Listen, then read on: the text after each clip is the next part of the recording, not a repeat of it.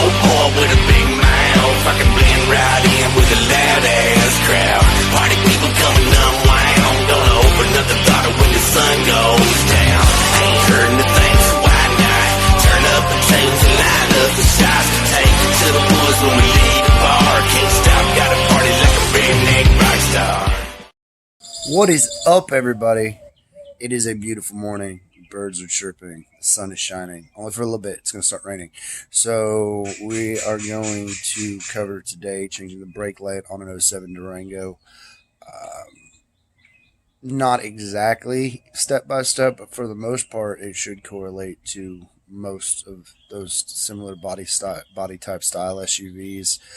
The biggest difference is in the case of this one, it's going to be like the little plastic clips that the middle slides out of. Some of them will have Torx screws. Some of them will have Phillips screws. Beyond that, it should be relatively simple or similar to every other SUV. So we're going to knock this out real quick in case any of y'all are ever in a situation. And then we're going to try to get into some more fun stuff. But thanks for watching. Comment, like, subscribe. If you have any questions about any other type of how-tos that you'd like to see, drop it in the comments. If I have the vehicle or can put my hands on the vehicle, we'll do that. If it's not about a vehicle, we'll figure out what y'all are trying to see. Later on, hopefully sometime this week, we're going to do a how-to on some AC diagnostics. I don't know exactly what day, so y'all make sure you turn the bell on so you don't miss it.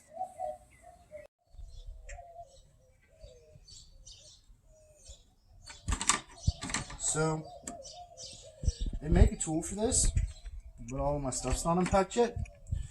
And even if it was, I don't know where the tool for this is. So, if you carefully pry the center part out of these pins, they will collapse in on themselves. But they're plastic, and as they get older, they get brittle, so you have to be really careful.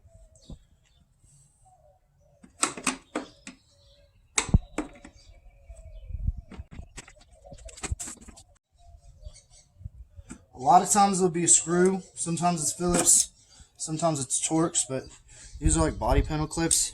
If you just pry the middle out, then they pop out.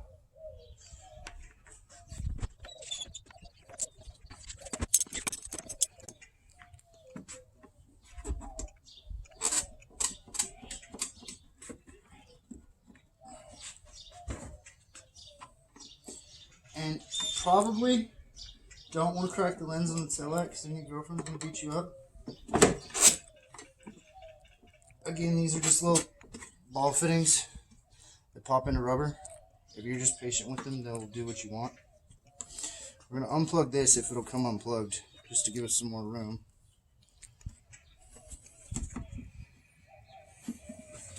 And it's not going to come unplugged, so we're going to take it apart there. It's a Torx bit. You can get the kit pretty much anywhere. It has all kinds of different tips in it, and then you just put it in a generic screwdriver. I'm going to put mine in an impact because I'm lazy. And it'll make the video quicker. Just make sure if you're going to use power tools, you don't crack it because plastic is brittle. Then you take the last screw out. Obviously make sure you're holding the lens so it doesn't come smashing down.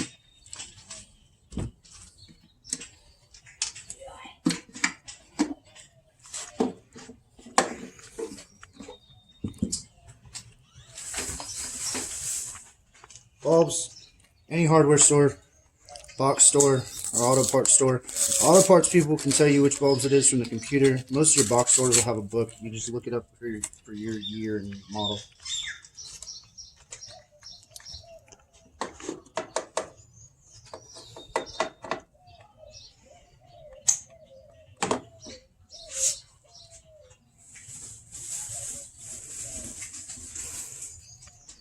Dielectric grease. Just kind of coat it. It just kind of helps keep water off the connections, and it'll help the bulb come out a little easier next time.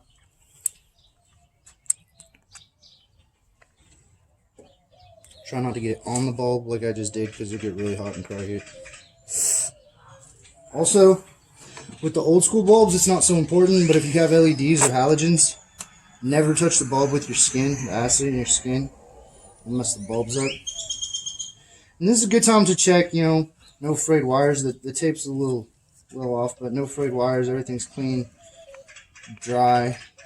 It looks like the reverse light might be out. We'll check that real quick. Alright, so the bulb's in. Just to be safe, I'm 100% sure looking at the bulb it was the bulb, but just to make sure it was the bulb before we put everything back together.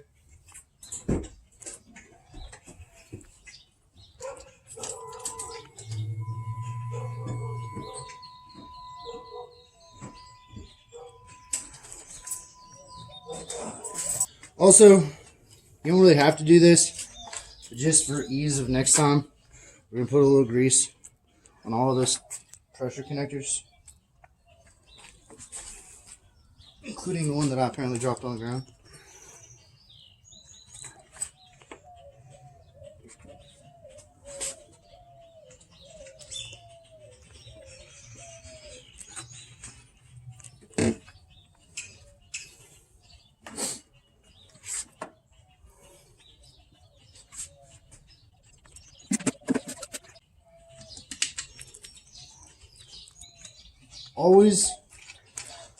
Always, especially if you're going to use power tools, start metal screws in plastic or steel screws in aluminum by hand first, because you'll cross thread them, you'll crack the plastic, you'll just do a bunch of things that are going to make your head hurt. Then you got to go to the junkyard, find a new taillight.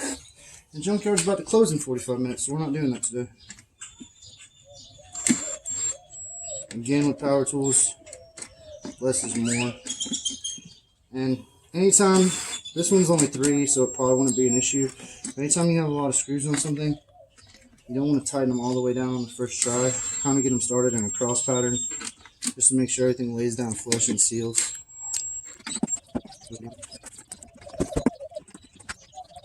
And that is how you change the bulbs in a tail light or a brake light. It's not rocket science. Please don't go pay somebody to do it. It's just a waste of money.